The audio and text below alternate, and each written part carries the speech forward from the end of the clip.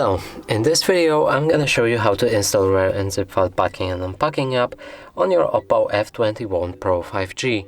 So in order to do this, let's open our Google Play Store. From here begin a search for an app. Enter RAR, hit the search button, select this app and install it. After installation process is complete, we can open our app. From here we'll need to grant it all file access, so simply find RAR and right here and allow access to manage all files. Now if you go back and dismiss this notification, your app will be ready. And that's it for this video. Hope you like it. Please consider subscribing to our channel, leave a like and a comment below.